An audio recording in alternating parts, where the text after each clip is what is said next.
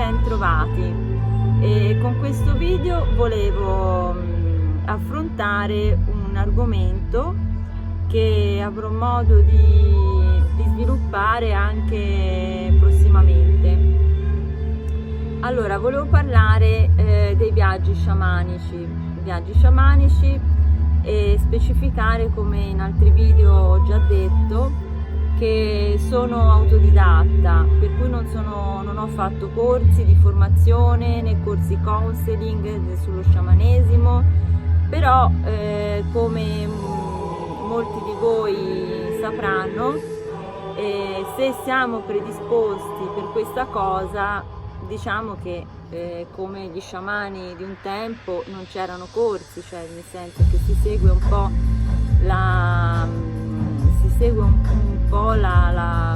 l'istinto, ecco.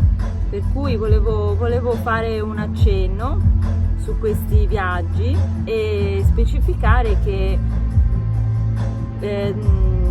approfondendo un po' l'argomento si può intanto dire che il viaggio sciamanico non è una cosa così complicata da comprendere, è un po' un visualizzare l'invisibile, cioè ciò che all'occhio umano non è possibile vivere e comprendere.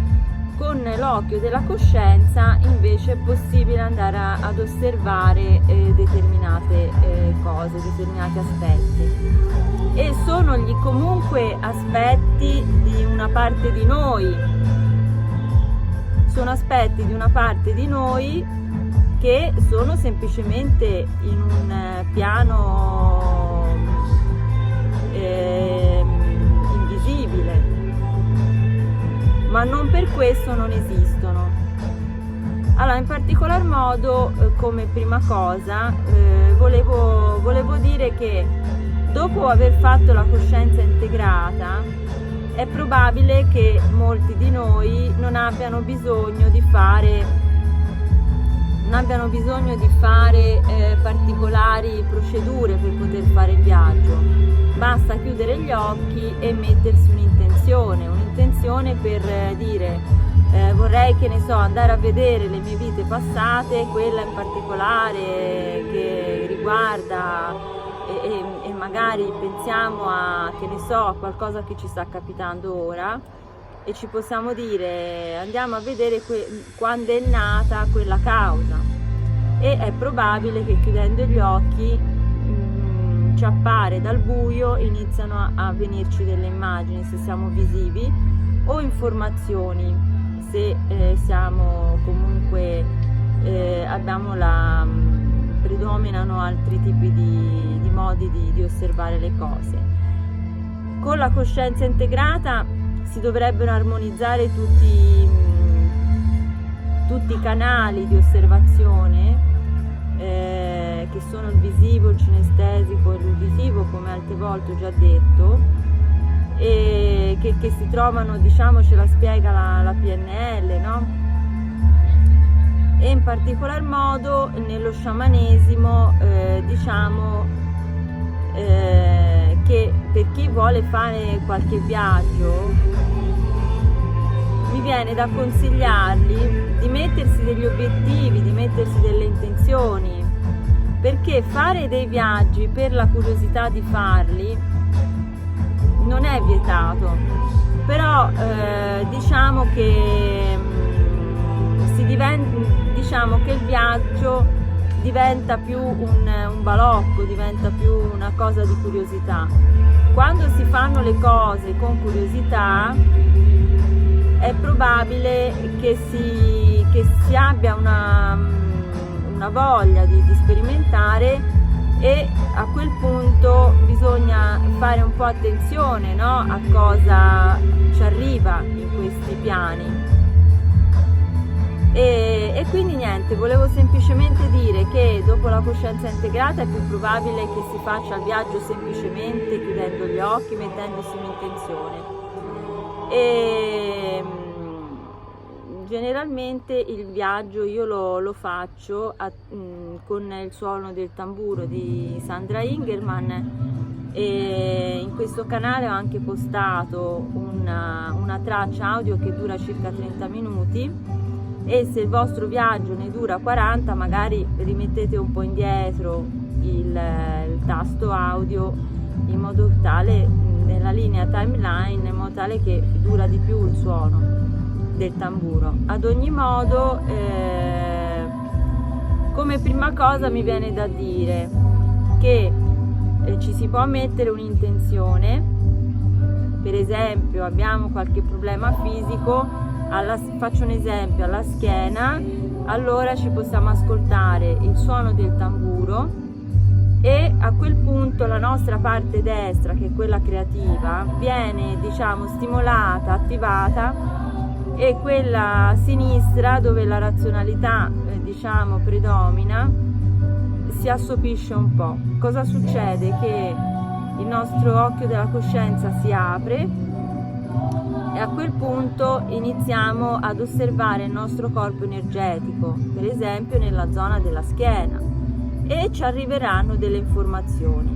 Ci possono arrivare anche informazioni sotto forma di archetipiche, sotto forma di informazioni visive, tipo c'è un animaletto che ti cammina, piuttosto che qualcosa che ti risucchia, allora quello potrebbe essere semplicemente una disarmonia fisica piuttosto che un'entità.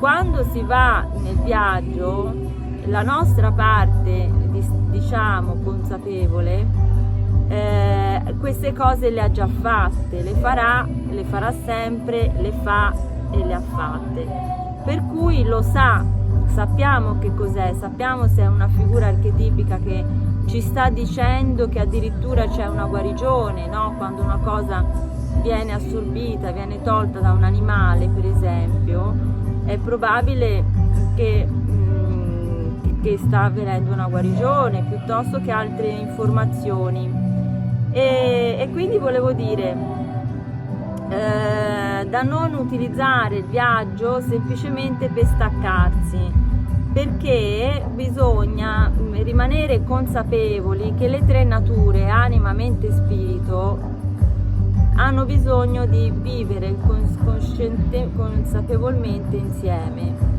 e per tenere la coscienza sostanzialmente integrata. Per cui mi viene un po' da suggerire di allenarsi ad osservare le cose rimanendo integrati, cioè rimanendo presenti a se stessi, rimanendo collegati alle altre due nature. E quindi non c'è bisogno di spostarsi di spostare il corpo energetico. Spostare il corpo energetico vuol dire andare ad osservare delle cose pensando che le cose siano da un'altra parte. Per esempio, io voglio andare in Australia. Se io penso che l'Australia è lontana, il mio corpo pensa di fare un viaggio e di staccarsi, e lo fa. In realtà, siccome ogni luogo sta all'interno di noi, dal mio punto di vista ogni luogo sta all'interno di noi, cioè all'interno della nostra coscienza creata, allora cosa succede? Che qualsiasi cosa che andiamo a vedere l'informazione che sta all'interno della coscienza. L'informazione fa sì che non c'è bisogno di muoversi, non c'è bisogno di fare il distacco nel luogo duale, e a questo punto rimaniamo integrati. A me oggi viene da dire affrontare un po' questa cosa in un contesto abbastanza rilassato, con un po' di musica da Buddha Bar, e giusto così per affrontare piano piano questo argomento che vorrei un attimo riprendere in altre situazioni in modo un attimino più specifico, ecco. Partendo dalle basi, io ripeto, non sono un insegnante di sciamanesimo, né ho studiato, però i viaggi li faccio senza problemi, e quindi diciamo che qualche suggerimento da condividere, lo faccio volentieri. E con questo vi saluto e alla prossima.